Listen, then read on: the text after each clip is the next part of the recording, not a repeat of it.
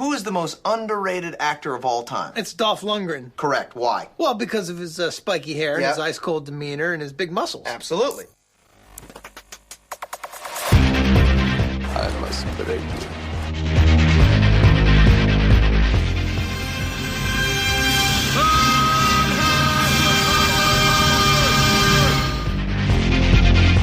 The guilty will be punished. My name is Sergeant Andrew Scott. Come on, guys, don't do this. If I don't get breakfast, I get real grumpy. I don't think you like me grumpy. And you go in pieces, asshole. Let's kick some ass.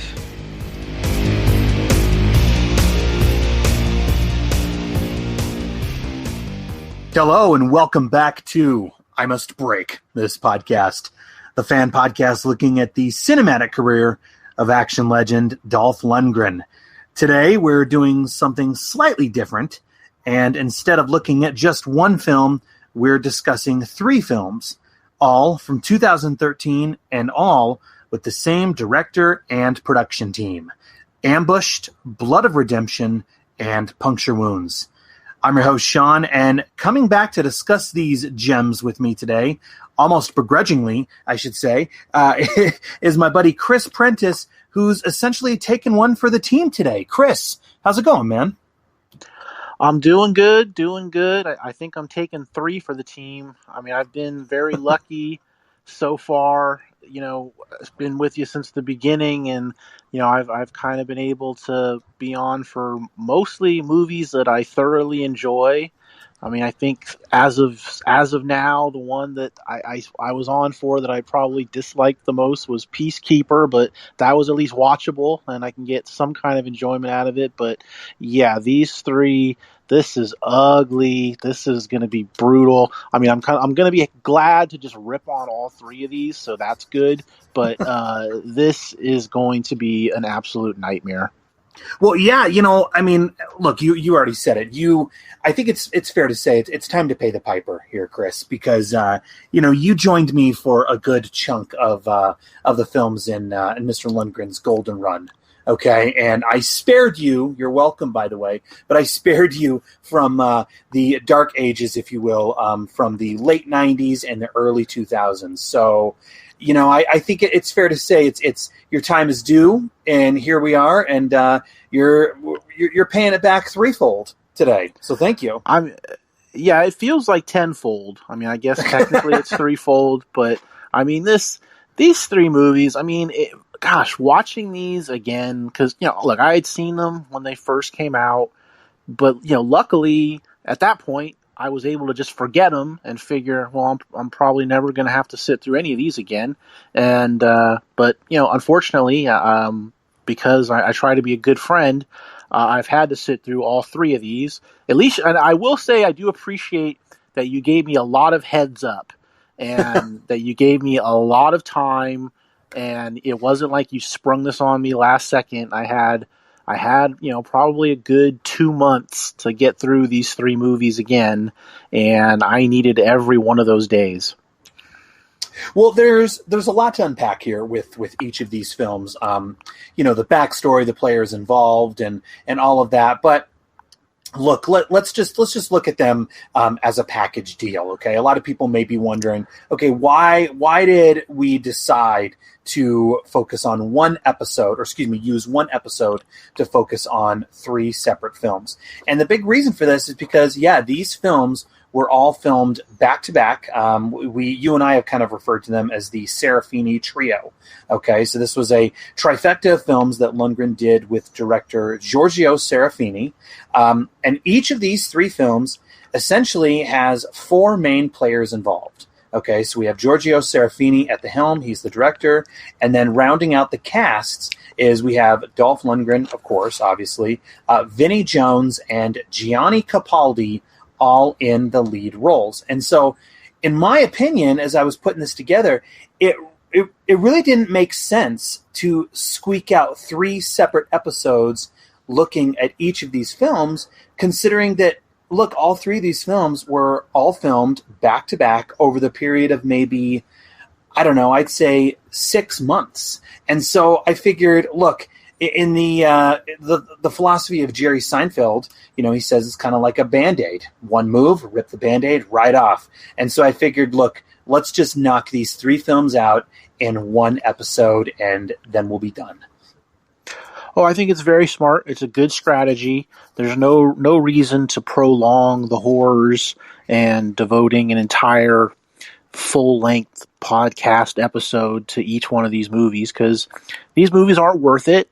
I don't think, what's really depressing about all these movies is, obviously these are not the first bad movies that Lundgren has been in. I mean, there's plenty over the years previous to these 3, but these ones are just depressing because it's just like nobody cares. Nobody's trying to make anything that's close to entertaining. It's basically just how many foreign territories can we sell? Can we get a deal putting this on a streaming service somewhere?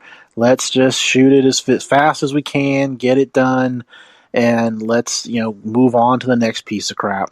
And it's just, that's what's depressing about these movies, is just nobody is trying at all on any level to make an entertaining movie.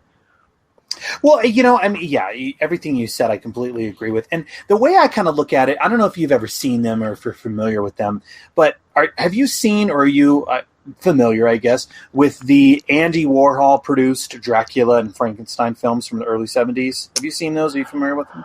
I haven't seen those ones. I mean, I know of them, but I haven't seen them.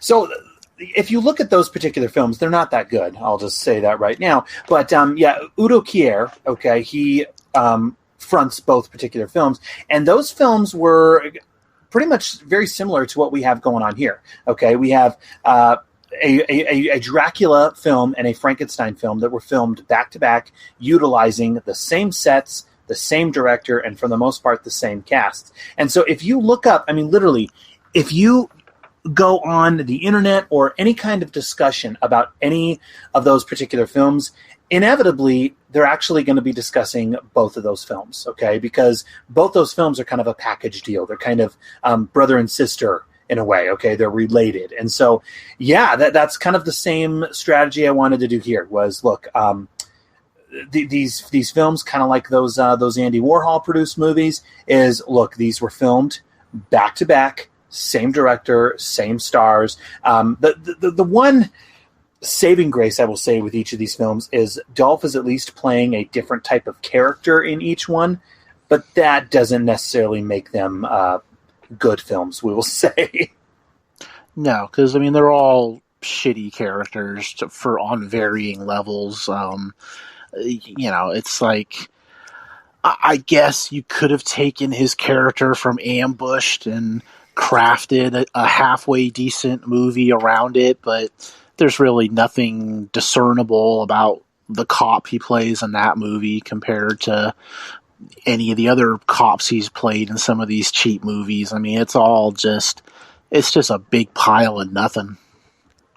Well, and I mean, I should probably say too, I do feel kind of bad. I'm just going to get this out of the way right now. I do feel kind of bad because, I mean, we're not going to be saying a whole lot good about these particular films.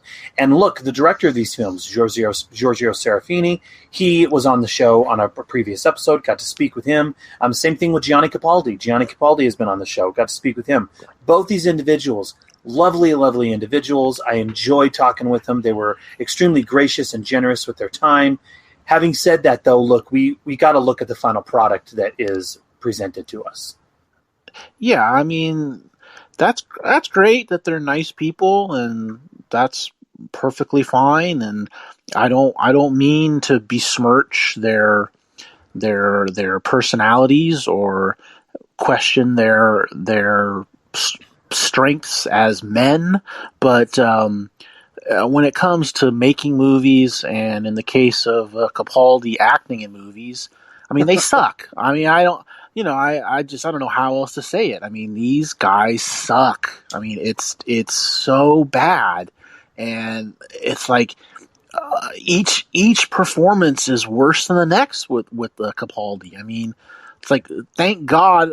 I think the only reason that I would say out of these three films, Blood of Redemption is, I guess, my favorite, is only because Capaldi is dubbed, and I don't have to hear his horrific accent and him trying to, pose like he's Joe Pesci from Goodfellas, or God only knows what he's trying to do. So I guess that's one of the reasons why I would elect Blood of Redemption as the best of this unholy trio. Well, I would, it's really interesting because, again, and I keep saying this on the show, so I apologize, but I didn't notice it then, okay, when it was happening. But as you look back upon it, it's really almost fascinating to examine. But I would chart this particular film, okay, 2013, which is really a shame. We're only at this point a few years removed from Expendables 1 and Expendables 2, but I would chart this era of filmmaking to really be the beginning of the current trend in these direct-to-video action films, where nowadays we see this all the time, especially with the films of Bruce Willis, let's be honest. But the strategy nowadays is, okay, we're going to hire a relative name, such as Bruce Willis, Dolph Lundgren, Nicolas Cage, Steven Seagal, even Sylvester Stallone in a couple films, okay?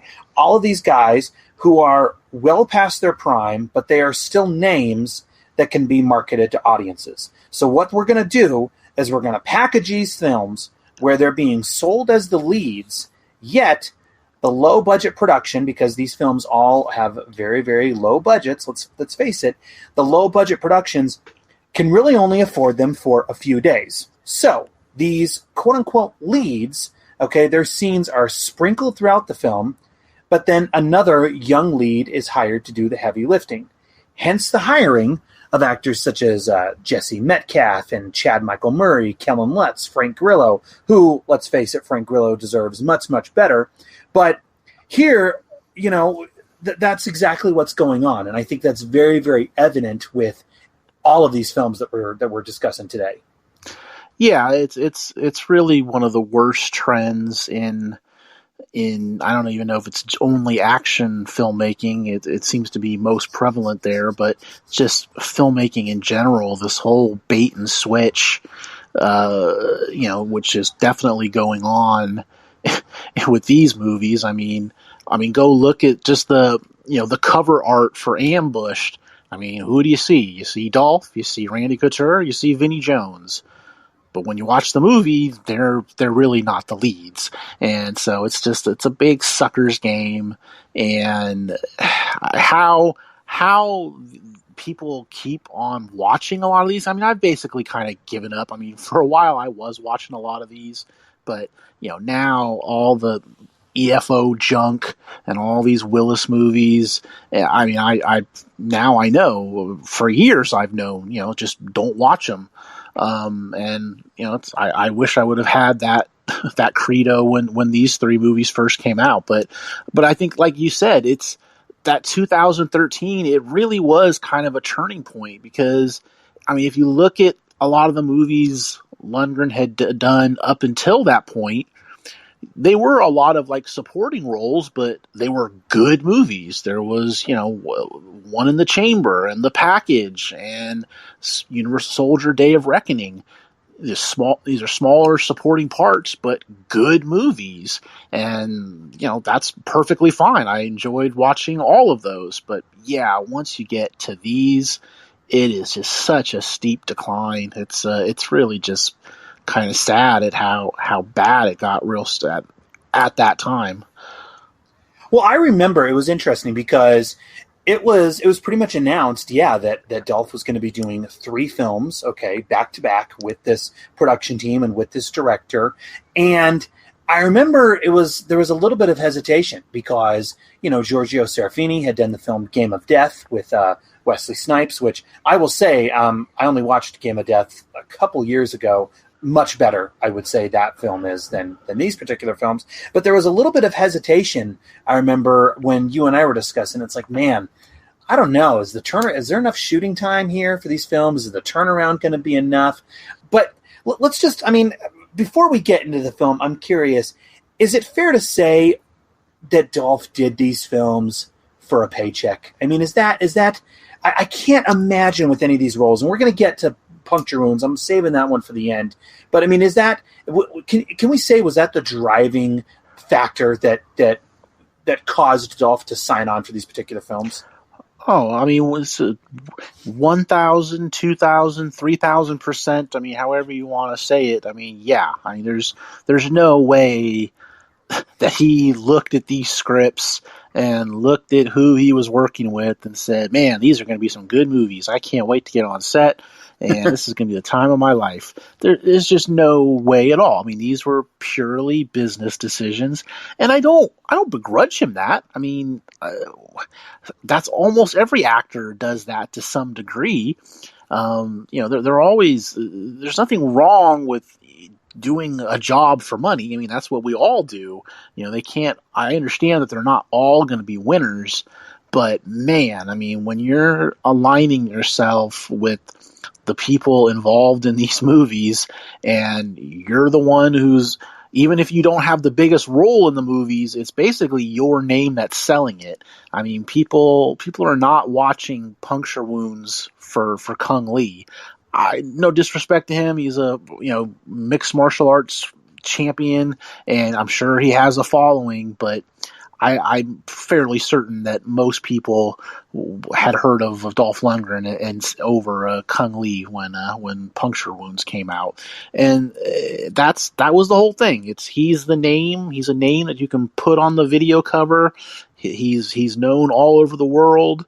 And yeah, it was purely a business decision, and it's unfortunate. I mean, it's been kind of a rough go really ever since these movies. The amount of ones that he has done that have been good have been pretty few and far between. I mean, you got Skin Trade and Don't Kill It and Creed 2 and not much else. I think these movies really kind of were the start of a pretty big decline, unfortunately. Well, I mean, and when I spoke with Giorgio Serafini, I flat out asked him, I said, okay, it sounds like these films were all a package deal, I'm assuming. So, and he kind of alluded to, it's really interesting because we're going to be getting the Blood of Redemption here in a minute. I thought we'd discuss that one first, but it was interesting. He said that wasn't really so much the case. It was Ambushed and Puncture Wounds. Those were the two that they signed on for, and then they decided to squeeze. And if I'm mincing his words, I do apologize. But it sounds like they had, an extra opening in between those films, and so that is how we got Blood of Redemption. And so, coincidentally, what's really interesting is Blood of Redemption, okay, that was the one that was released first, okay, before the other two films. So I figured we would discuss Blood of Redemption because that was the one that was released to VOD and Blu-ray and DVD. I don't know about you, but I rented it from Redbox, hoping that it was going to be amazing. I know you did as well, but if it's okay with you, let's look up Blood of Redemption first. Oh, please, by all means. Okay, so in this mafia tale, okay, Dolph plays Axel, who is a bodyguard for an infamous crime syndicate who tries to uncover the truth behind the sudden death of the family's patriarch while sorting out his various alliances and enemies. Forgive me, Father, for I have sinned, and I still have to.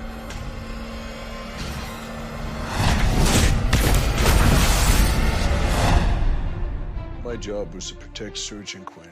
Dad?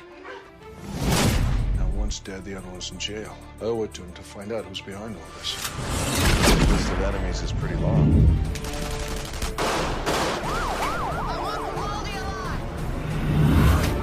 It's about money. It's always about money. They want us to think Boris is beyond the attack. This is someone else. Someone with a plan. What did you do? What you talking about? Did you tell him about the drugs? You're the only one left I can trust. I need your help. You don't know what you're fighting against. They're gonna kill you. What if I kill him first?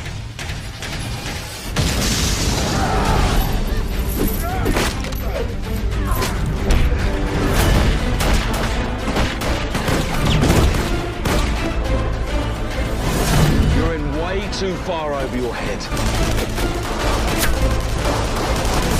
This obsession is compromising your judgments.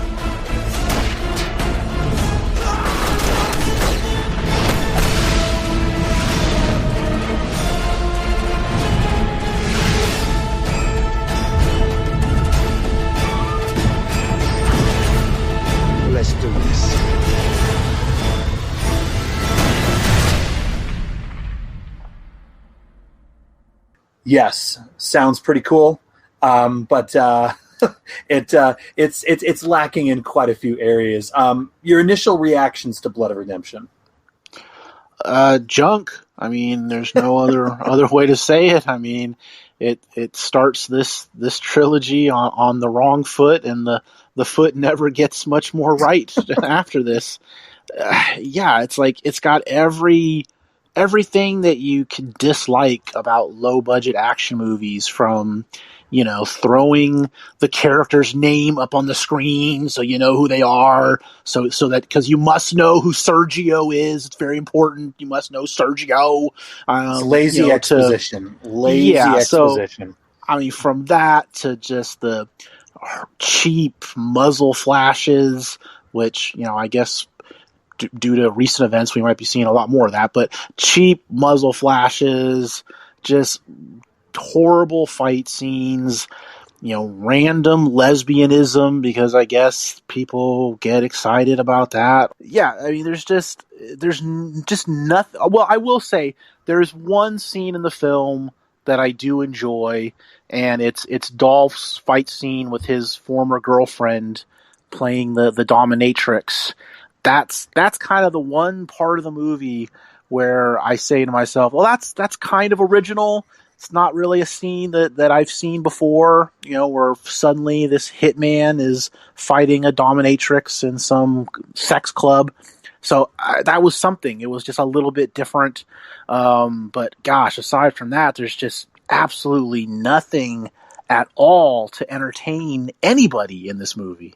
Well, it's pretty much a very standard mafia story. Okay, Robert Miano, so another friend of the show. Robert Miano, great actor. He is the head of the Grimaldi mob family, who decides for whatever reason that he wants out of the business. We hear them say that a few times. He wants out of the business, and so what follows is his two sons, played by Billy Zane and Gianni Capaldi.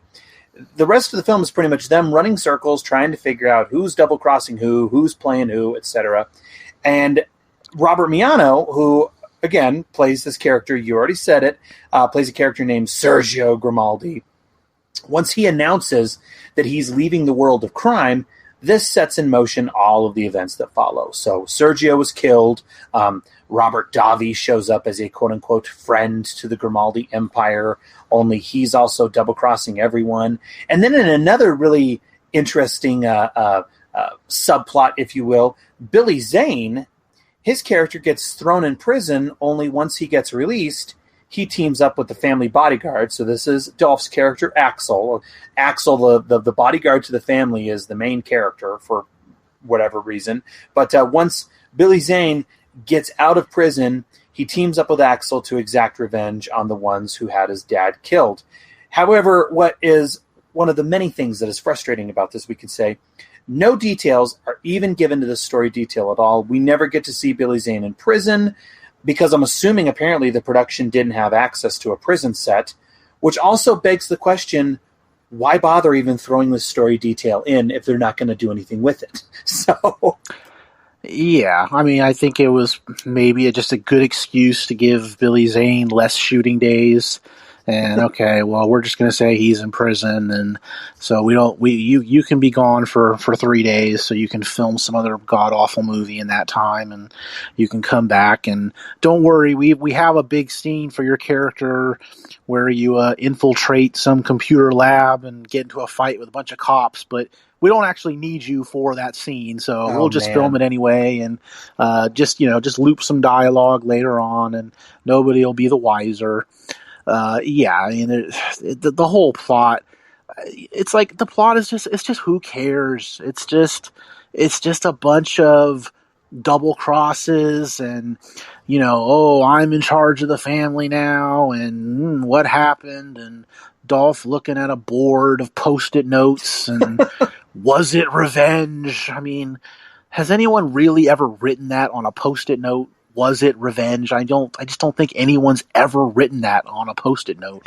Yeah, and that's what bothered me about it as well, is just the laziness of it. Okay, so Dolph's character, okay, again, who is the bodyguard to this crime empire, we will say, okay, he's the one who's not only providing the narration to the film, but also the exposition. And there are tons of voiceovers from him establishing certain characters, settings, and scenes. Extremely lazy. I was actually going to play one of those examples of him narrating one of the scenes here in a minute. But, it's a storytelling conceit that is not nearly as clever as it likes to think it is. Okay, we're going to have our character narrate because we simply don't want to show any of the events through exposition.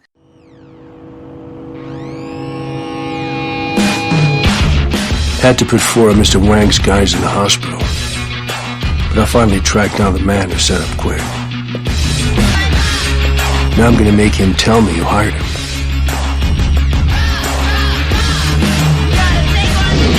Rumor has it, Campbell owns this club. High-class prostitution. 2 bodyguards. Word must have gotten out I'm looking for him. Should have hired better guys. That's going to cost them.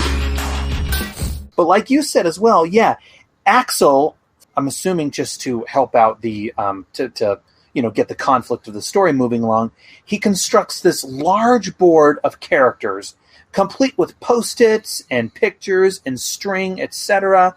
And so on this board, he has members of the Grimaldi family as well as FBI agents, and for whatever reason, there's a senator involved in this entire thing as well. And it's all done to, kind of try and pull off a usual suspects type approach here, but it's not nearly as good. And the other thing that bothered me about it, Chris, is it also begs a question. Okay, if we're going to put this film into the real world, okay, so we're taking this film, we're putting it in the real world, Chris, yes. Would a bodyguard for a crime syndicate really go to these lengths in putting together a cork board to keep track of everyone? I would think that if he really, really wanted answers and was seeking revenge and justice or whatever, wouldn't he simply just be going out there and knocking on doors and asking around? Well, wouldn't he just go work for some other crime family? I mean, if you're a bodyguard hitman for some crime syndicate and that syndicate goes kaput, I mean, it's like if you get laid off, like when Toys R Us closed and all the Toys R Us is closed, do you think any of the people that worked there tried to investigate what happened to Toys R Us? Why did it close? Why need some answers? No, they just went to work for Amazon. Yes, exactly. So, I mean, why doesn't he just go down the street to the other, the Triad gang or the Irish gang or, or even Vinnie Jones's gang and just, hey, look, this is what I do. I'm a pretty good bodyguard and I'd like to come work for you. I mean, why does he care? Like, the film does not do a good job at all to make us think, oh yes, we definitely understand why he's so driven to get to the bottom of this. I mean, it's got to be just so vital to him. And nobody cares. He doesn't care. We don't care. That's the whole movie, is nobody cares. Well, the film, I mean, we've talked about it. The film just screams cheap. I mean, it's very apparent that it was filmed over the course of maybe a weekend or two.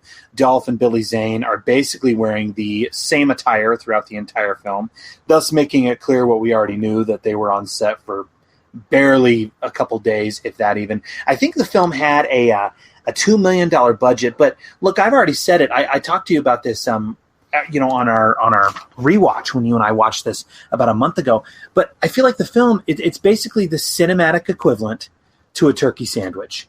And by that I mean, okay, on Thanksgiving, you have your stuffing, you have your turkey, you have the cranberry sauce, you have all that good stuff. But then the Saturday after Thanksgiving, when you have that leftover turkey, what do you do with it? You make a sandwich. And I feel like that's basically what they did with this production. They finished shooting the film Ambushed, which we'll be getting to here in a minute, and they figured they had an open window between Ambushed and Puncture Wounds. Okay, you know what? Let's get a little bit more return on our investment, make another sandwich, make another film, if you will, so in that way we can sell this thing. And I guess quality, we're not going to really worry too much about that. Well, I think honestly, You're slighting turkey sandwiches 2 days after Thanksgiving way too much. If you're likening Blood of Redemption to a turkey sandwich, because it's, yeah. I mean, I get the message, but I'd rather spend the whole day eating 2-day old turkey sandwiches than have to sit through this again. But yeah, it's like you can just tell everything is just rushed. It's got every little thing that you hate in these movies. That's what these movies live for. That's all they have to offer. Like, I mean, you mentioned the senator character. It's like they only have him in this movie so that they can have the scene with some lesbian hookers or whatever they are who end up dead, and it's basically just a rip off of the scene in Godfather 2 where the senator wakes up with the dead hooker, and it's like that's all this movie is. They're just trying to cribbing stuff from better movies, just throwing a bunch of stuff at the wall, seeing what sticks. And none of it sticks. So, I mean, they threw a lot at the wall, and absolutely nothing sticks. Well, you already mentioned it, Gianni Capaldi. He is dubbed in this film. I'm curious because he's pretty much the lead in not only this film but the other two as well. Before these films, had you even heard of Gianni Capaldi? Had you seen him in anything prior to these? No, I had not had the pleasure before these films, and I know you said you've seen, like, I think at least one movie that he did since these, but I have not. I honestly, and man, this is going to sound like total hyperbole, but I feel like after watching these movies again that, like, everybody has a favorite actor. Well, I now know who my least favorite actor is, and it's Mr. Capaldi. And I mean, I know that he's like a producer on a lot of these movies, and I'm willing to bet that's how he gets the roles in them, is because he's got some kind of hookup with the money people to get these movies bankrolled, and part of the condition is he gets to be in them. I mean, they can say, "Oh no, that's not the case," but you can't tell me otherwise. That's got to be what's going on. But like I said, at least in Blood of Redemption, he's dubbed, and so it's a little easier to take his character somewhat in this movie. Not by much, but a little bit. Well, we already kind of talked about it, but yeah, there's a really bizarre scene where Billy Zane has an entire sequence where he is doubled, where he's going into this computer room, which oddly enough, apparently in this room, they hire supermodels as well, because I don't know if you noticed, but the women working in that room were very attractive as well. So apparently hackers are cast from these agencies. Yes. But yeah, he's doubled in that entire scene, yet he still provides the dubbing for his character in that scene. We already mentioned it, but Robert Davi is in the movie. He just leaves the film inexplicably for reasons I don't understand. And then Vinnie Jones has a completely throwaway role in this film. I will say about Vinnie Jones, there was a time, Lock, Stock, Snatch, Gone in 60 Seconds. There was a time, I will say, where he was a welcome presence on screen. And he was fun to watch. He was intimidating as hell. But in these films, especially Blood of Redemption, good golly is he annoying. He is just obnoxious. Yeah, I mean, there was a time where he had a kind of that, British gangster vibe to him that was fun, and you could kind of enjoy that when it came to him. But yeah, in all of these movies, he's just horrendous, and it's hard to determine. And I feel like in all of the movies, his character really doesn't add up to anything. They all just kind of leave the movie, and nobody cares. And he's bad here, he's bad in Ambush, and he's bad in Puncture Wounds. And I honestly don't even really know the last thing that he was good in. But he's horrendous. All right, well, here's the $1 million question. Yes. The significance of the title. What in the heck does Blood of Redemption mean? Go. Blood of Redemption. Well, when anybody is attempting redemption, it takes a lot out of you. It takes a lot of sweat. It takes a lot of ingenuity. It takes a lot of honor. But what it takes most out of a person is blood. And so that's obviously why they titled the film Blood of Redemption, because if you're truly, truly trying to redeem yourself, it's going to take a lot of blood. But who's redeeming themselves in this film? I mean, spoiler alert, but Billy Zane, okay, we find out that he's actually the mastermind behind everything that we're seeing. He's the real bad guy. So who's seeking redemption in this nightmare of a film? Who? I'm going to say the character of Lauren is the one seeking redemption. I only said that because for some reason she gets to have her name on the screen like 40 minutes into the movie, after they've done all of these character intros way earlier. 40 minutes in, they yell at us with Lauren. So I'm just going to go ahead and say that she's trying to get redemption, even though she definitely isn't, because she's working with Billy Zane. So she's not trying to get redemption either. Well, I just want to throw it out there real quick. I mean, and this is, again, the norm. Okay, in 2021, we're seeing this a lot. Okay, but this film started shooting in February of 2013, and it was released to DVD and Blu-ray in September of that same year. So that is just barely over 6 months from pre-production to release. That is fast, man. And I don't know how anyone is supposed to produce a quality product in that amount of time. Well, yeah, I mean, I think the good news when you're only filming for 17 days is you don't got a lot of footage to edit. I mean, you're not doing probably a lot of multiple takes. So you're just kind of, let's go, take one, let's go. All right, lesbians, get in the room, let's go. All right, let's get those muzzle flashes ready. Do we have the light bright set for the muzzle flashes? Yes, we do. Okay, let's go. Let's film it. Let's get it in the can, and then that's it. You spend 17 days to make it. Probably only takes 17 days to edit it, and you can have it out in a couple of months. Well, all right. I don't want to belabor this anymore. But look, hey, we're are you ready to go to the next one? We just discussed this wannabe mafia drama. Let's move to the next one. How about a cop drama? Are you ready? I'm ready. Let's do it. Time to get ambushed. Okay, I don't know if you need to pop a Valium to get ready for the next one or not. That was long ago. All right, so moving on to the next one. Okay, this is the film that actually was filmed first of the trio. We are looking at Ambushed. Okay, and so in this one, Dolph plays a tough DEA agent who finds himself embroiled in the middle of America's war on drugs as he takes on both a couple of up-and-coming players in a drug syndicate as well as a crooked detective. You see, I've got this problem. I've got 2 associates. Look at this. Bullet holes in the back of their heads. Sell my coat in 2 days. Otherwise, I'm gonna come back and kill you and your rude friend. The stuff you did with the Mexican cartels is legend. What is it, 40 indictments? 48. Who's counting? We're the first on the scene here? Yeah. We got drugs everywhere, 2 bodies, no witnesses. What do you got? Nothing we can make stick. But we got more than enough on these 2 other guys. What about Agent Rice? I have integrated into their group.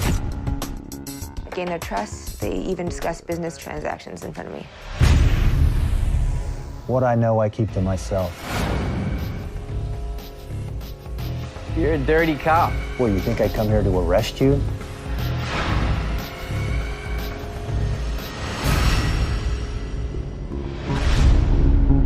So fucking self-righteous. You really think you're making a difference? One day you're gonna fuck up. And I'll be there. Wait!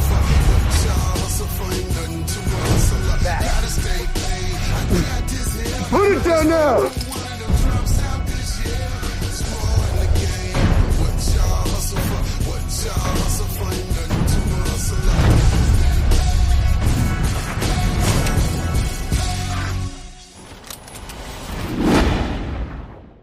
All right, Chris, I don't know if you noticed this as well either in watching this film, but this movie is basically two films wrapped in one. And there is absolutely no effort made to tie the two stories together at all. No. It's two stories, both bad, that we, keep waiting for some kind of payoff where the stories will meet, and it really never does. And it's a shame because, I mean, look, you know me, I'm a sucker for cop dramas, cop thrillers. And so the idea of Dolph playing he's played cops before, but him playing a DEA agent, okay, also in a film where he's reteaming with Randy Couture, that right there is a pretty cool concept that you could sell a pretty decent movie on. Yeah, I mean, if the plot had been Dolph's a DEA agent investigating Randy Couture, who's a crooked cop, and Dolph's going to try and bring him down, and Couture's got all these mob connections, and there's your story. I can roll with that. That's not bad. That's a perfectly fine, low budget action movie story. But unfortunately, I mean, that storyline gets very, very short shrift in this movie, and what we're left with is just an abomination. Well, no, I mean, look, we talked about it earlier. It's the I think the term that was used in an article is geezer teaser, where basically, okay, we are being sold a bag of goods where we are led to believe that Dolph Lundgren and Randy Couture are in fact the leads when they are not. Okay, let's face it, the production cannot afford for them the entire shoot. So what they do is, again, similar to those Bruce Willis films, okay, they are bringing in a couple of young actors who ostensibly are going to be the ones carrying doing most of the heavy lifting throughout the film. Okay. Unfortunately, we do not, I can't believe I'm saying this, but unfortunately we do not get a Chad Michael Murray. We do not get a Kellen Lutz. We do not get a Jesse Metcalf. Instead, the leads of the film are Daniel Bonjour and Gianni Capaldi. Hey, Gianni Capaldi once again.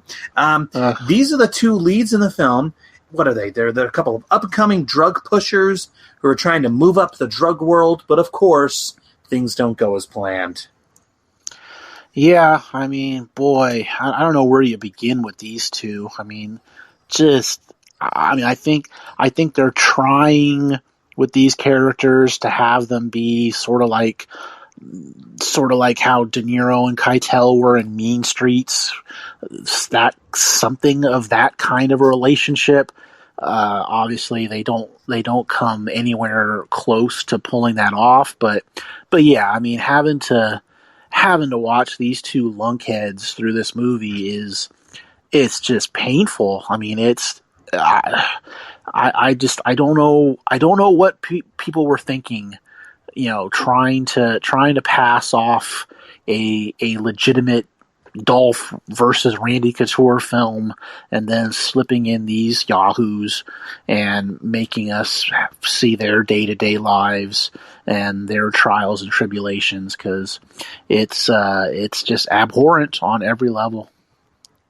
Well, here we're given, I mean, these could very well be, I would say, some of the worst leads in the history of film. I mean, these two drug dealer characters, and I'm not saying you can't have your lead character be a drug pusher. I mean, we've seen this done before. Yeah. But these two leads, they have zero redeeming characteristics. And Daniel Bonjour, this is the one who is essentially carrying the film because he's the one who's narrating pretty much everything, similar to the last film.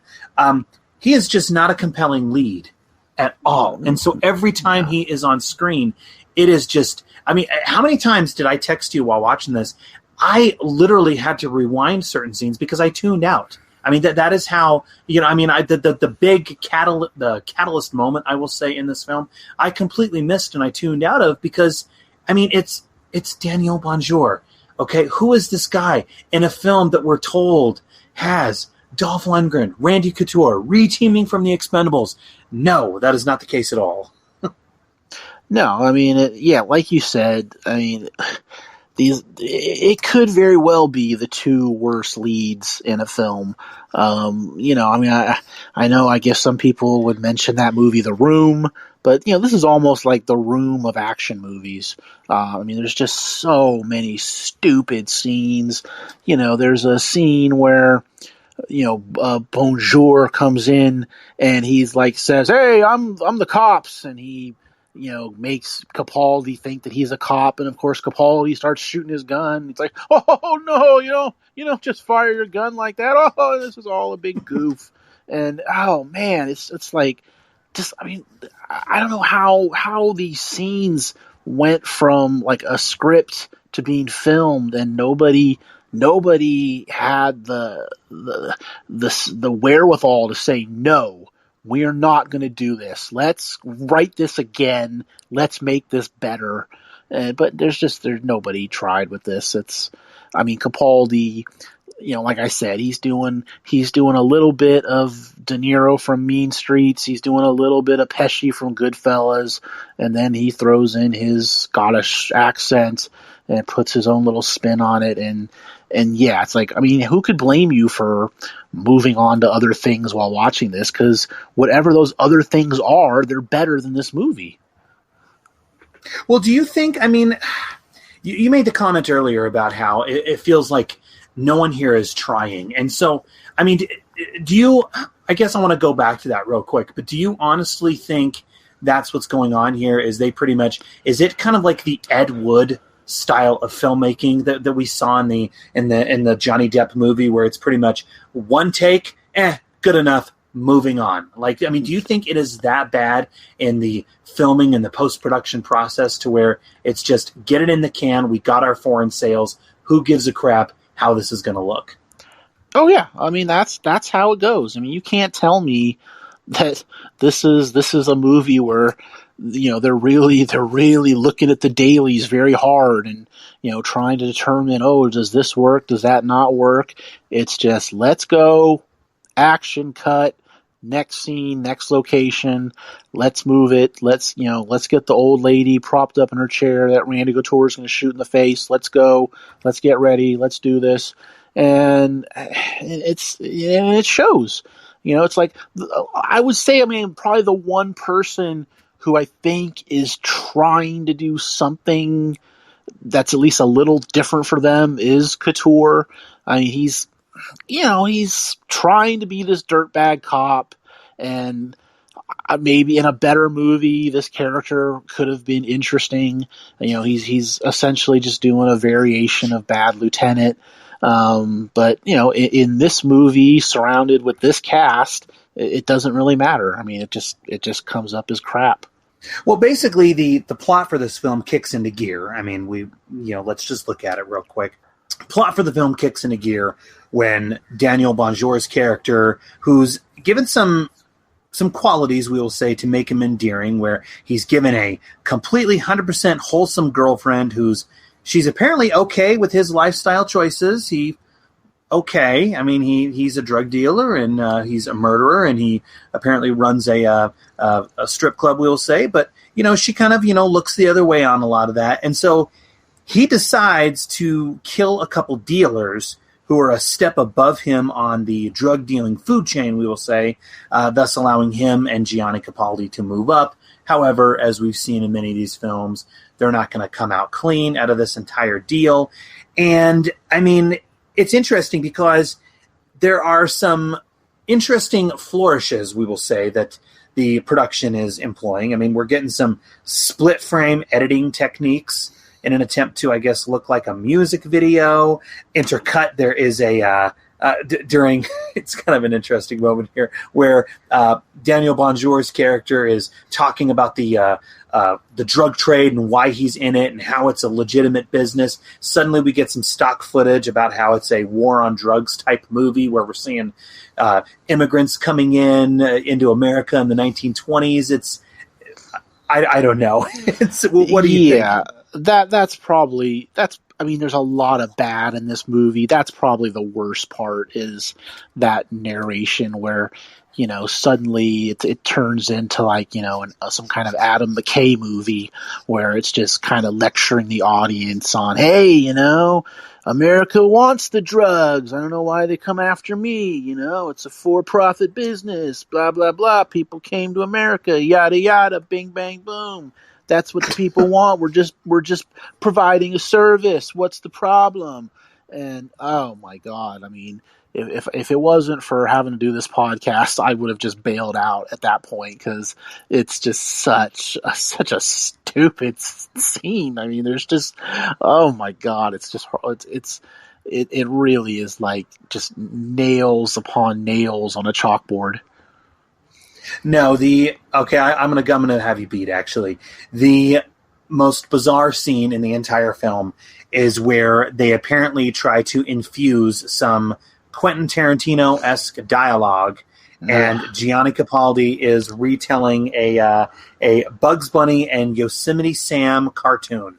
Capaldi's overacting in retelling this cartoon, which, to be honest, really is not that funny, is just bizarre to watch. He is just loving retelling this. His Scottish accent is over the top. He is getting completely into character, and as he's telling this story, Daniel Bonjour is just giggling and laughing at it. It is one of the weirdest moments in the movie, because what they're doing is they're intercutting this scene with another scene where Randy Couture is going into the house of Daniel Bonjour's girlfriend and trying to kidnap her. And so we're kind of, I think it's trying to make some kind of statement about what Randy Couture is doing. Randy Couture, I guess, is the Yosemite Sam in that analogy. I don't know. Like, it's... Yeah, I mean, to me, there's nothing worse in films than an actor or character, thinking so hard that they're funny and that what they're doing is so hilarious, and it's just not. And that's what that whole Bugs Bunny discussion is. It's an overdose of that. I mean, you've got, these two actors. I mean, they think they're just, this is like Travolta and Sam Jackson talking about, fast food places overseas. They think that this is just, going to be, this is what's going to get them the Oscar. I mean, this conversation, this is, the audience is going to love us, even though we're these dipshit wannabe drug lords. Once we start talking about Bugs Bunny, and everyone's that's how they're going to relate to us, because everyone loves Bugs Bunny, and we're going to be so animated when we talk about it, and it's going to be so great. And it's just cloying. It's just amazing how bad it is. The movies should never be this bad. But this one, just scene after scene, keeps throwing more haymakers at you and says, you think that was bad? Here you go. Here's some more. Hope you like this slop. Come on, here you go. And it never ends. And these are short movies, but it just never ends. Well, and the other thing that's really disconcerting about this is, I mean, kind of like, you already mentioned it with Blood of Redemption, but it feels like these films were written by 19 and 20-year-olds, because all of the women in this film, similar to the other ones as well, are just not serviced well. They're here to either be beat up or used by the characters, and it is just gross. I mean, nobody comes out of this film unscathed. Even that nice, wholesome girlfriend of Daniel Bonjour's character, even she is just mercilessly killed. And I mean, the way in which the film just ends, I guess it's trying to make a statement about how, I guess, on the war on drugs, nobody comes out clean. When drugs are involved here, nobody comes out clean. But I don't know if Daniel Bonjour and Gianni Capaldi and Giorgio Serafini are the right people to deliver that kind of message. They're not the right people to deliver a pizza, much less a message as important as, suddenly the movie is trying to be Traffic, all of a sudden with, trying to get real deep.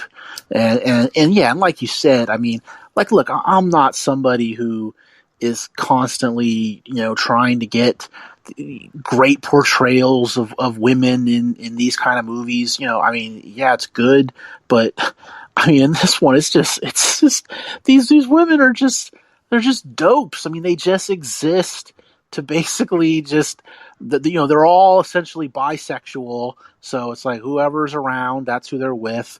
They're all pretty much at the whim of the two leads. And they don't have a mind between them, basically. And it's like they try to do something with the undercover cop character. It's kind of a surprise that she turns out to be an undercover cop, and they have Dolph with the whole, you're in too deep, you got to be careful, you can't be doing this too deep, and they try something like that, but again, it's just there's really nothing. There's no execution in the film that makes you actually care about any of these characters. And there's just so many wrong turns that you would think after so many wrong turns eventually you would go in the right direction, but no, it's just wrong turn after wrong turn.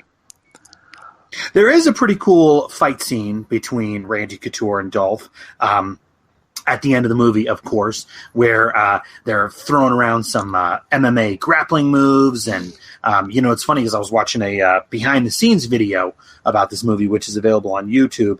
I guess the rain in that scene is actually real, which they looked at as kind of being a blessing in disguise because it kind of helped add to the intensity of the scene.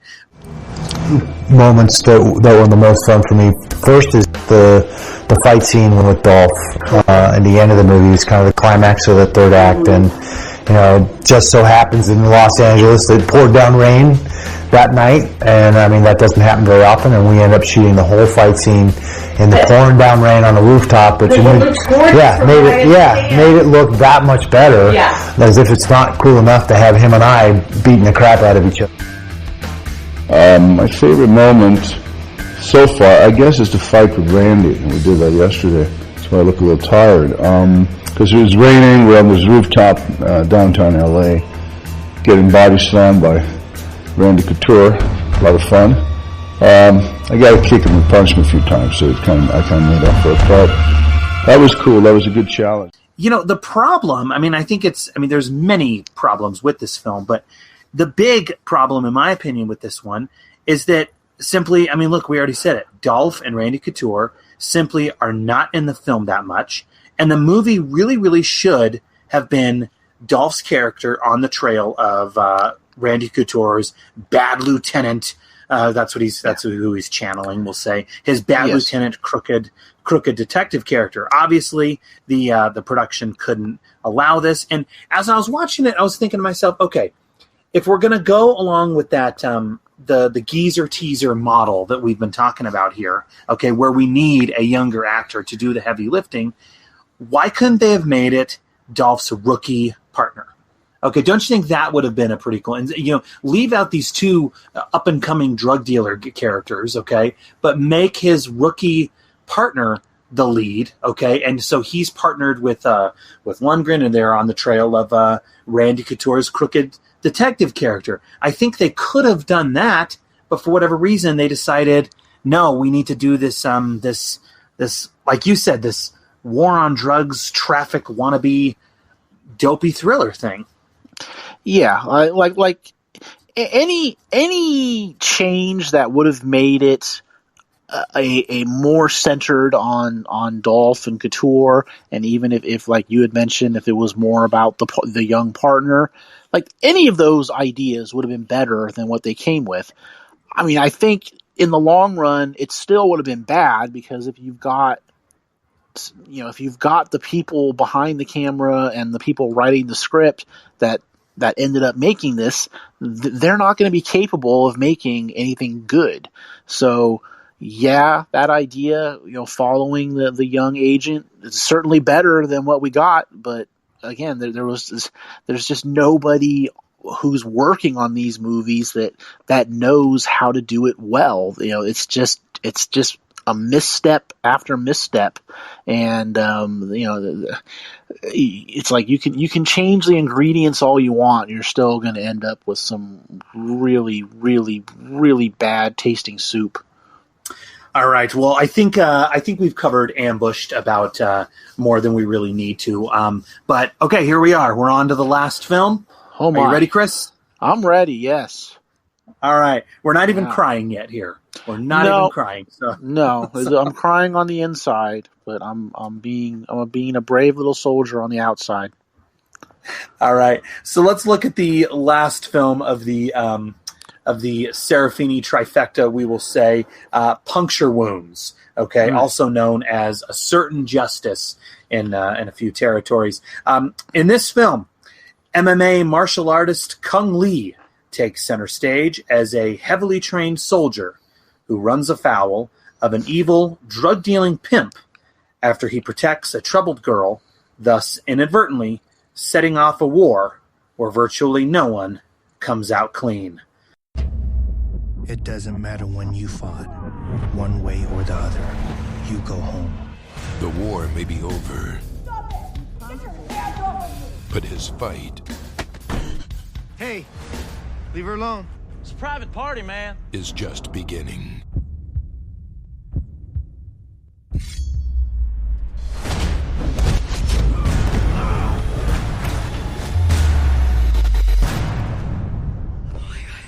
Do you know who these guys are? We did this thing. I want to know everything about him. Where he works, what he drives, his family. Let's go!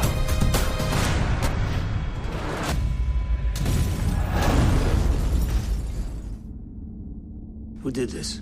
If I knew, I wouldn't be standing here. Need that shotgun. That ain't gonna bring him back. Hey!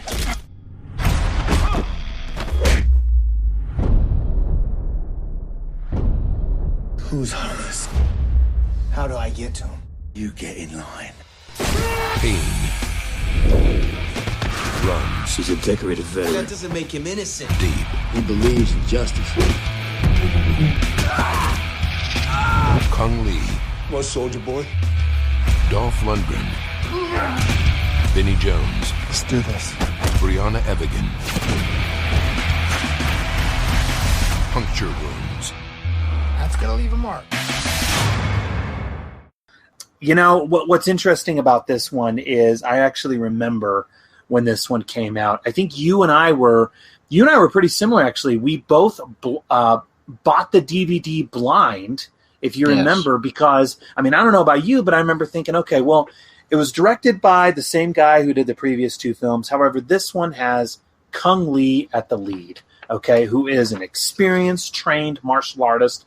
If you look at Dolph in this film, Dolph is playing the villain, but he has a wacky, okay, mean look in this film. So I'm thinking to myself, you know what? I'm gonna jump the grenade. I'm gonna take a gamble here, and I pre-ordered it on Amazon, and as did you, if I remember right, right?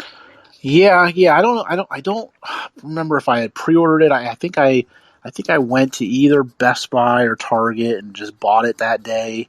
And yeah, I mean, I had. It's funny, even after as horrible as the other two films were, I still had some hope that maybe this one could be a little bit better, because I figured, well, at least if they're going to give Kung Lee the lead, they're probably going to at least have some cool fight scenes, and that might save it. And typically, when you've got Dolph playing the villain, he's good at that. I mean, pretty much all the movies where he's the villain tend to be pretty good.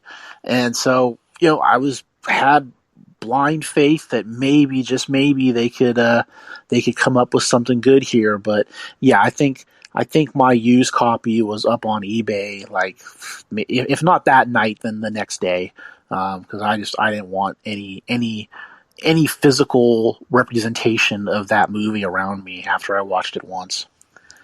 What a repugnant movie this is. Oh, God. I'm just going to say it right now. This is, of the three, this movie is just, I mean, it is, I mean, you used the word repugnant when you and I were talking, so I'm going to be repeating that for a while, but this film is just absolutely gross. I mean, it is trying so hard to purposely be offensive, to be racist, to be misogynistic, and it is just absolutely just wrong on so many levels. And I'm not going to get into the deep and the dirty and the grim, details of the film, but I mean, Dolph's character, his character isn't even fun. I mean, and that's what I think is the big problem with the movie, is the fact, okay, we've seen Dolph, we know that he can play villains, and we know that he can play fun villains, okay, and we've discussed this numerous times, okay. I feel like so much of your film is hindering on the villain, okay. You need to have a great villain in the role, but here there is absolutely nothing fun about this villain, okay. This villain here that he's playing, Hollis, is just, good God. And you and I were talking about this too. I don't understand. Look, if Dolph had a package deal with these films, I would like to think that he would have said, hey, you know what? Can I play the lead detective on the case maybe or something? I can't imagine him going into this saying, yeah, I think I'd like to play Hollis the pimp. Yeah. I mean, look, it's not to say that you can't have an entertaining pimp character in these kind of movies. I mean, anybody that's seen Vice Squad, where Wings Hauser is Ramrod the pimp, he's a vile character, but in a very entertaining fashion. You can even. I'm gonna go one further. Morgan Freeman. There you go. Smart. That's a good one. One. I mean, even though it's only a couple scenes, Gary Oldman in True Romance. I mean, it can be done. So it's not like you can't have these kind of characters be entertaining. But again, in the hands of these hacks, it's just depressing. I mean, you just don't. I mean, it's just the kind of movie that.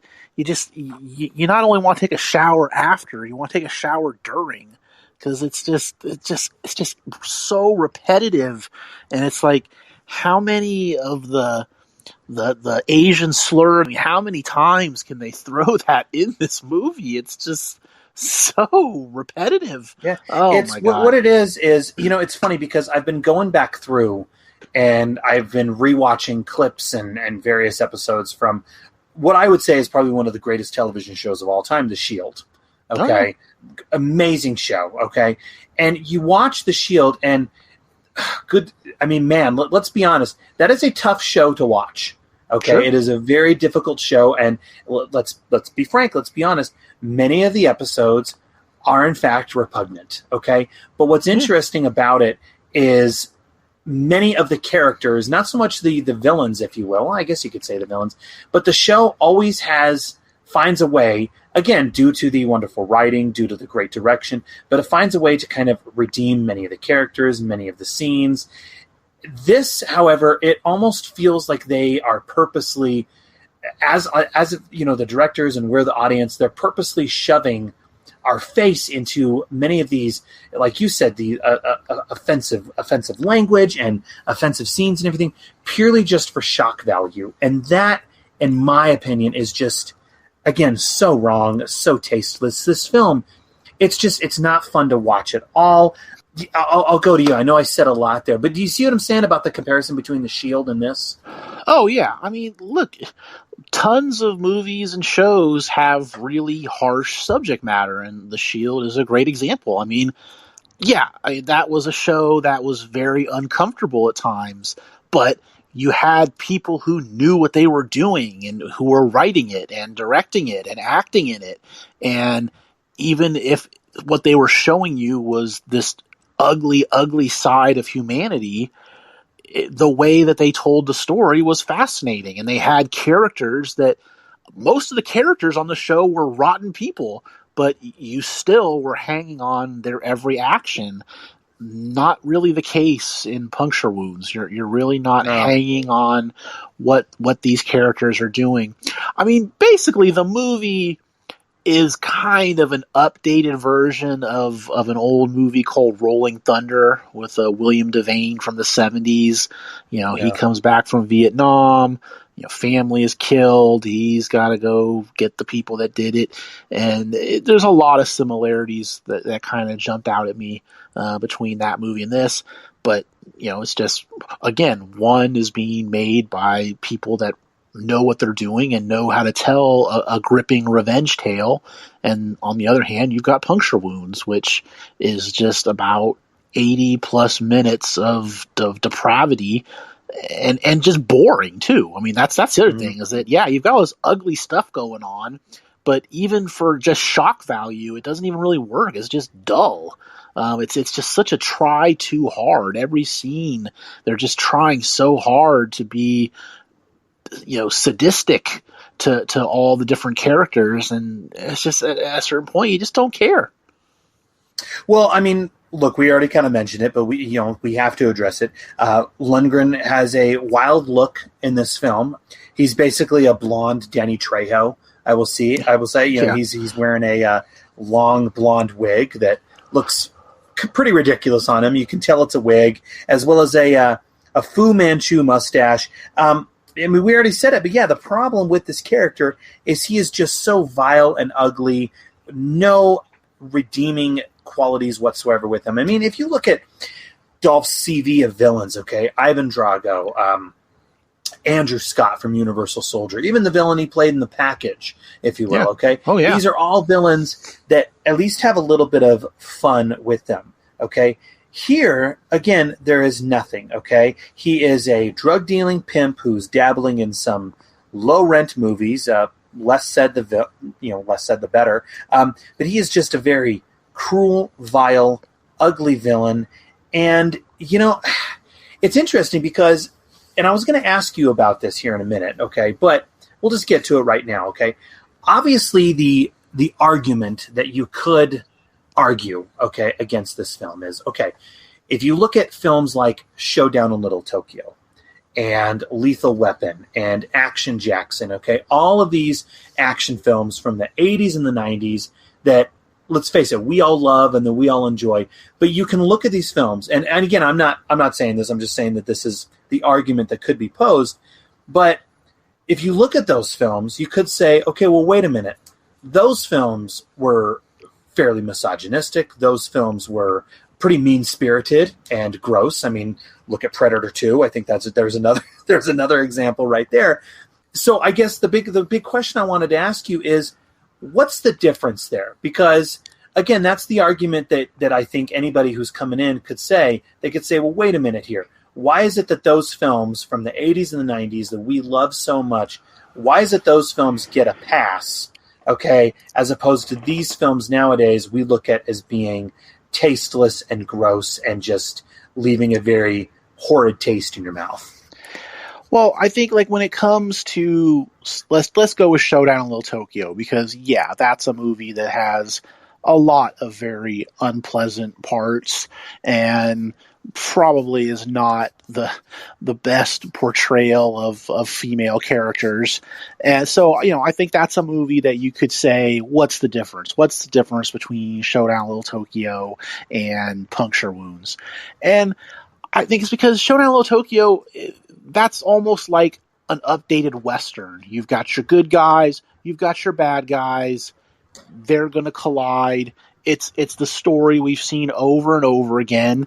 And if you really like the heroes, like we do in Showdown in Little Tokyo, and you really despise the villain, like we do with Cary Tagawa in Showdown in Little Tokyo, then nothing else really matters, because the film, to use a wrestling term, is over. It's over with the audience. We're now into it. We want to see the good guys triumph over the bad guys.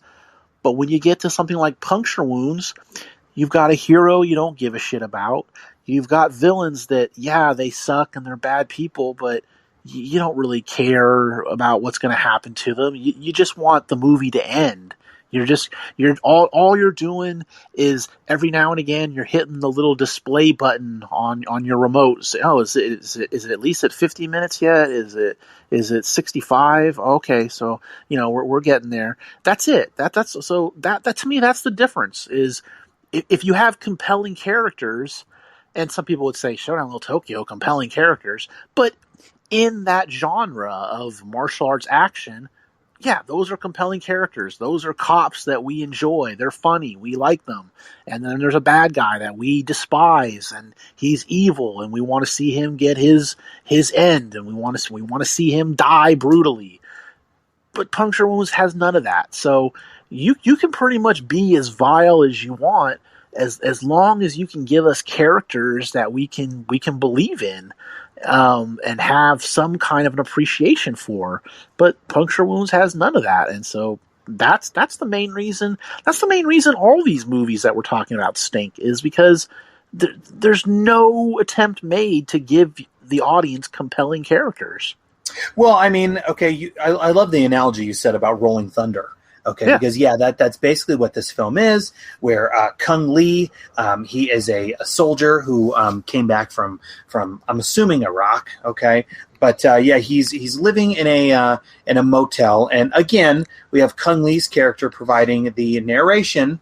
Okay, once again making for that easy exposition, and yeah, so he's living in this motel and he's protecting Brianna Evigan's character, who is getting beat up in the parking lot of the motel where he's staying. And so what happens in self-defense, he kills a couple of the attackers. These men happen to work for Hollis, who is Lundgren's character.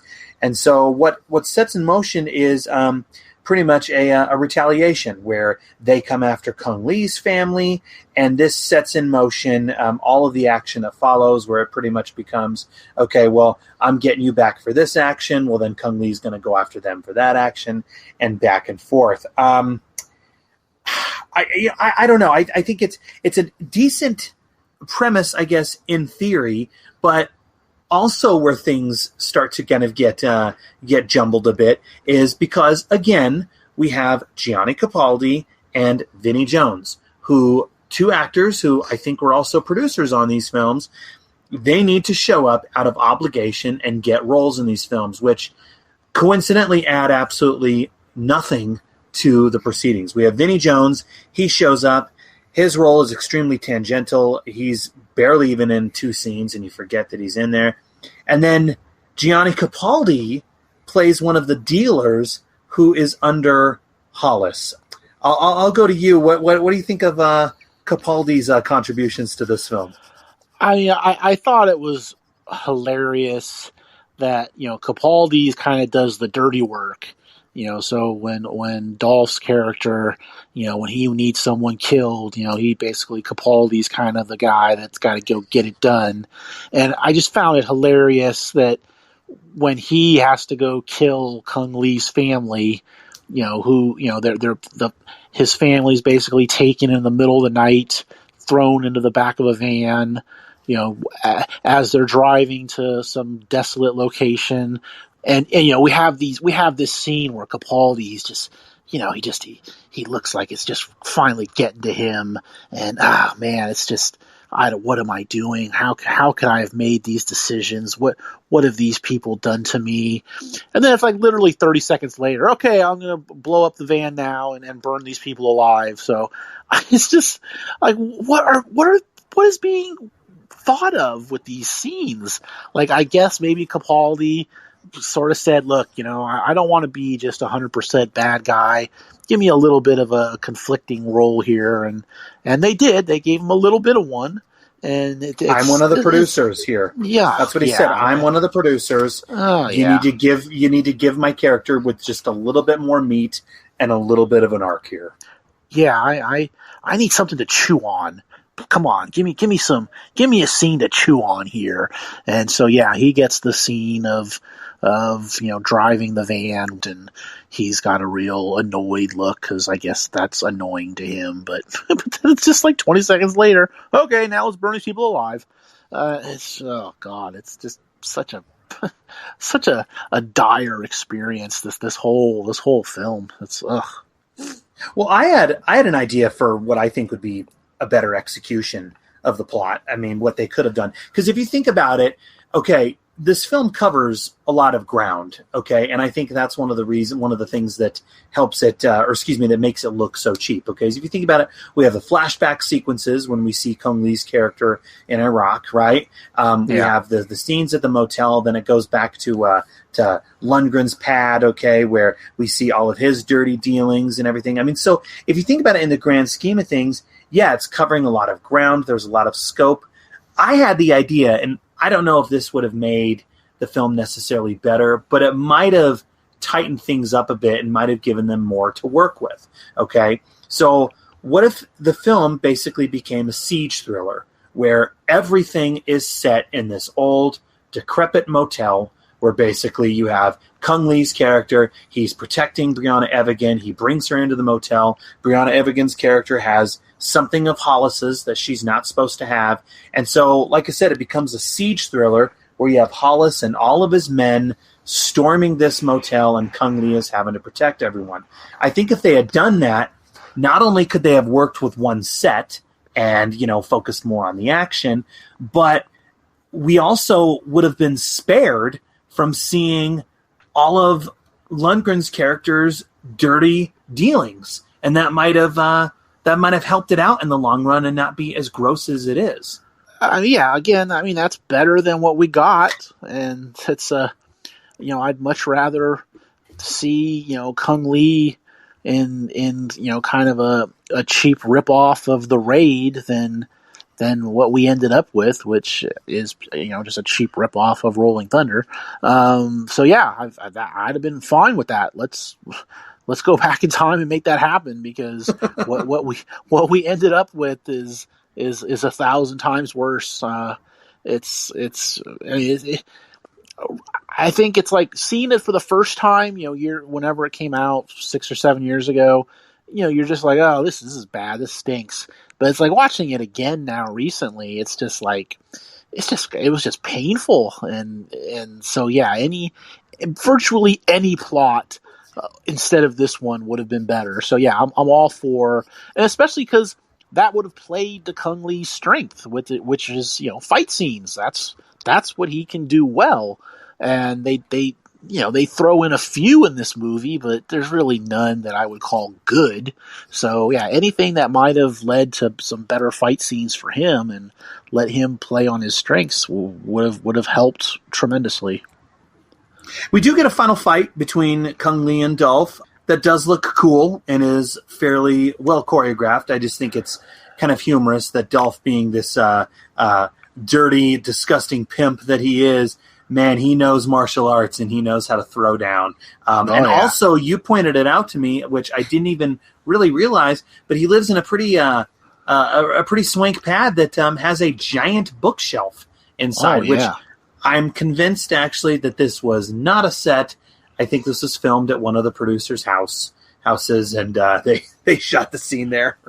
Yeah, they weren't going to take the time to move the bookshelf, and maybe they thought, people are going to think Hollis is well read. Let's keep it. It builds on his character. But yeah, that was a gigantic bookshelf. It just kind of all of a sudden pops up out of nowhere, and it's like, wow.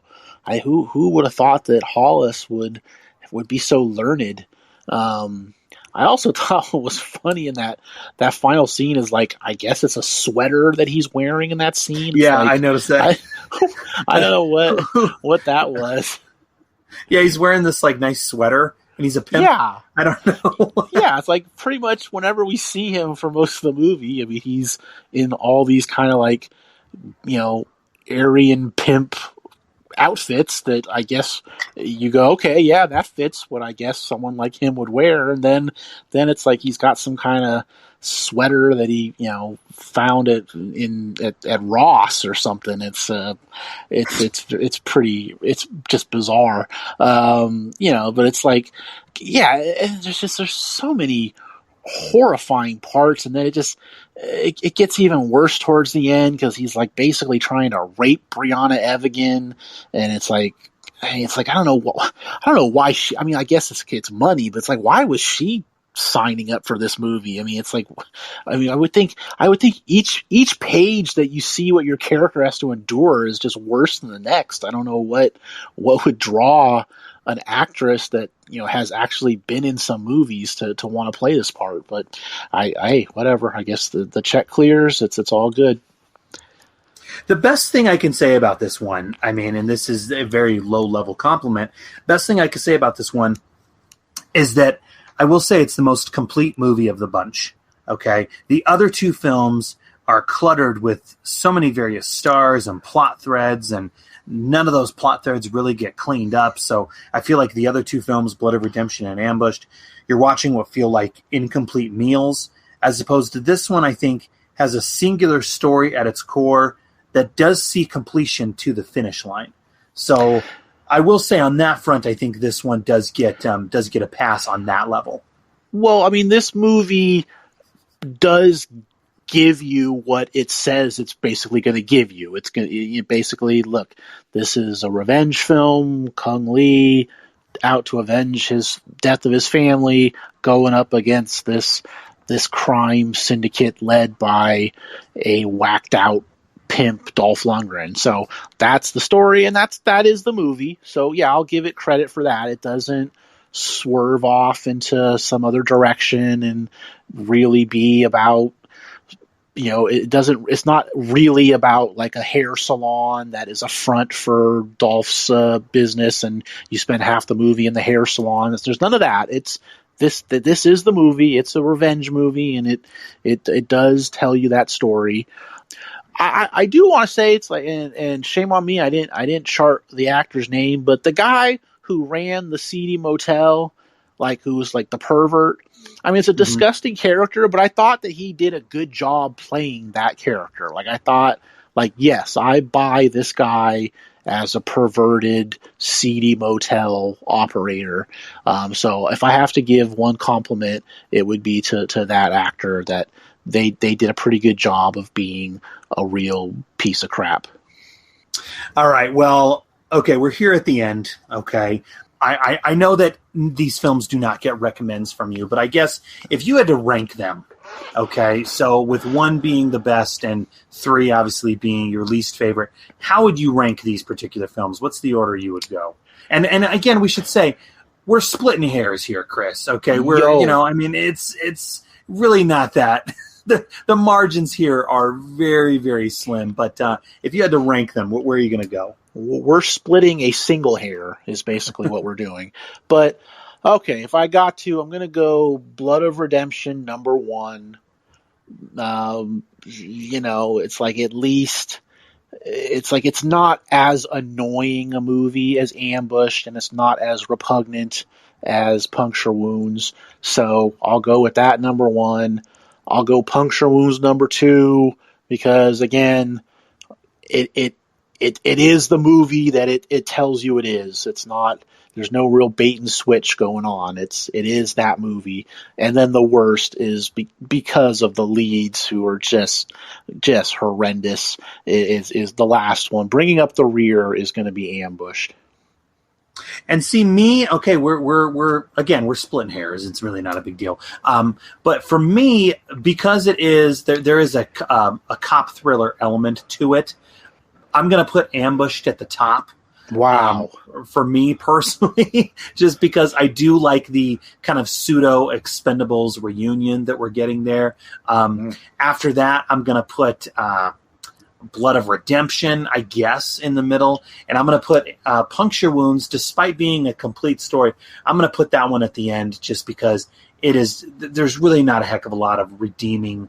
Actually, there's nothing redeeming about it at all. It's just an exploration into a depraved world that I really don't feel the need to go back and revisit. So, no. In fact, if you would allow me, just I think maybe just 10 seconds, and I'm gonna basically give my last farewell to all 3 of these films. So just allow me 10 seconds here.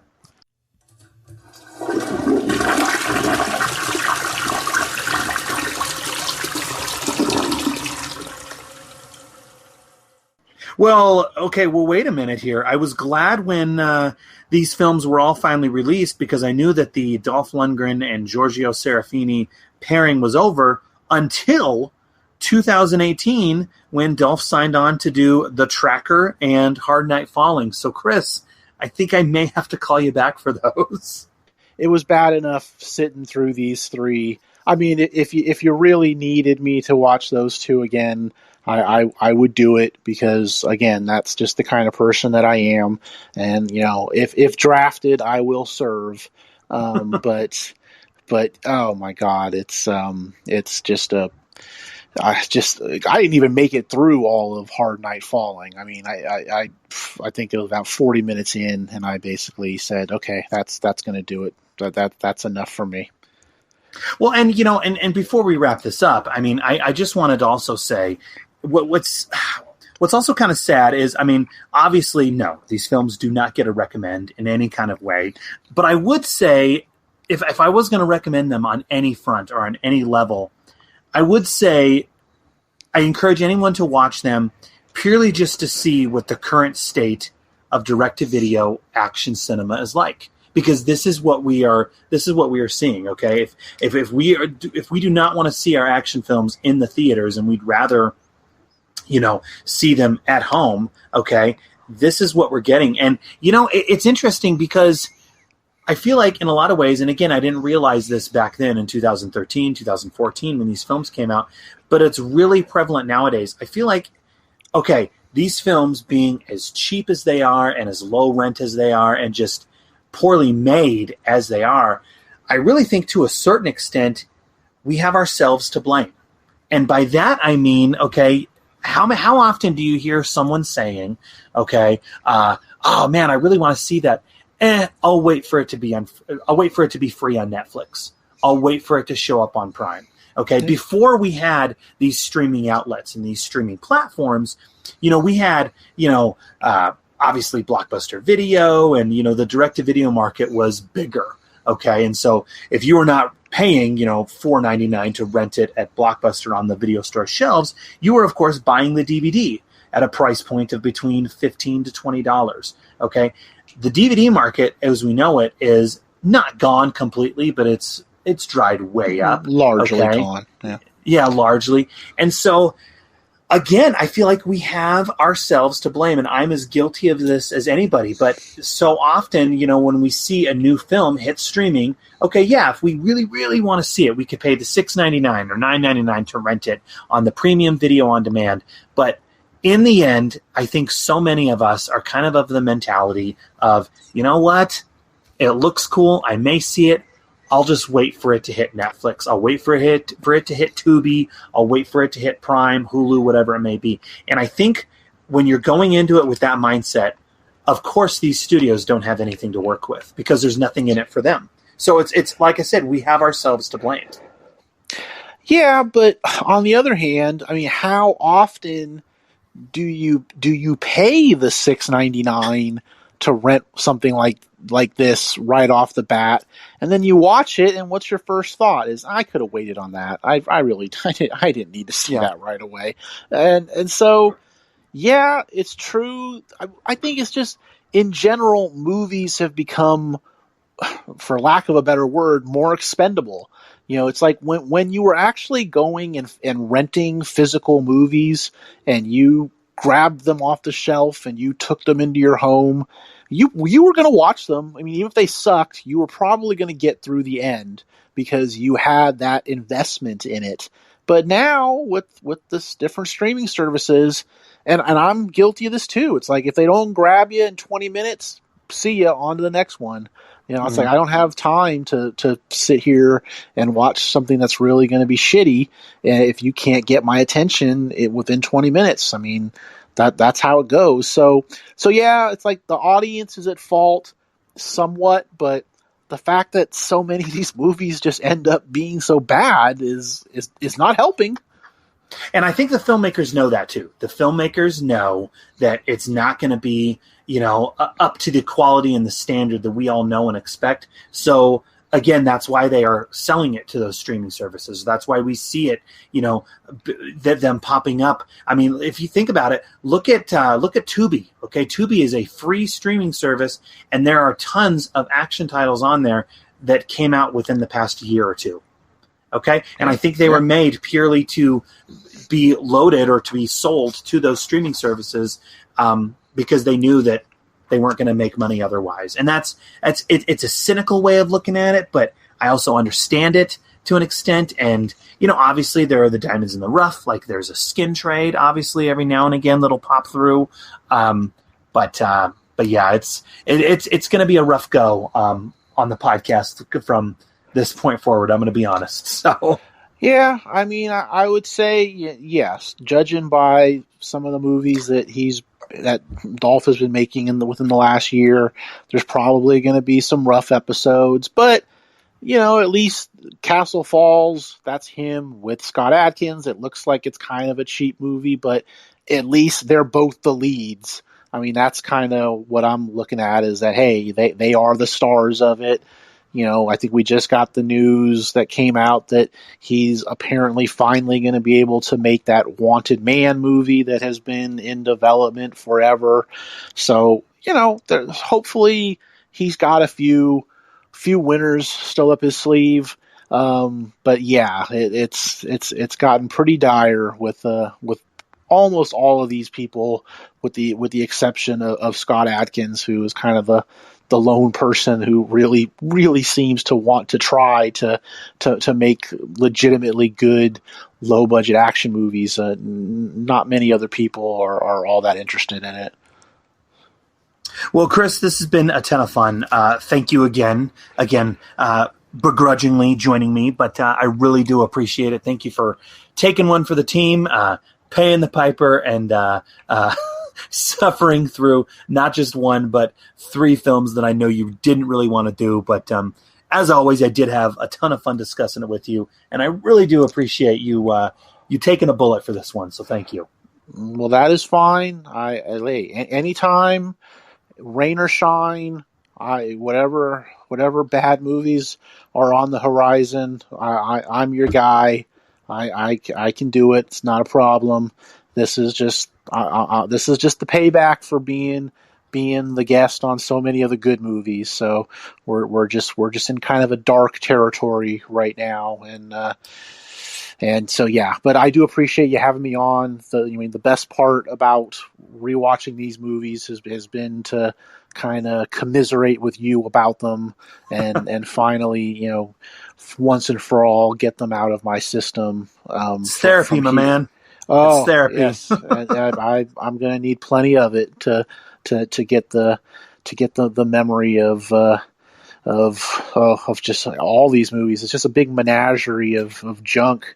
Each one worse than the next. But yeah, in short, thank you very much for having me on. I did have a good time rehashing these god awful movies. Well, till the next therapeutic session, we will pencil that in. But hey, I really do appreciate it. To everyone out there who is listening, please feel free to rate and review the show on iTunes, Stitcher, or wherever else you go to subscribe. We always appreciate the reviews, and we'll see you all next time on I Must Break This Podcast.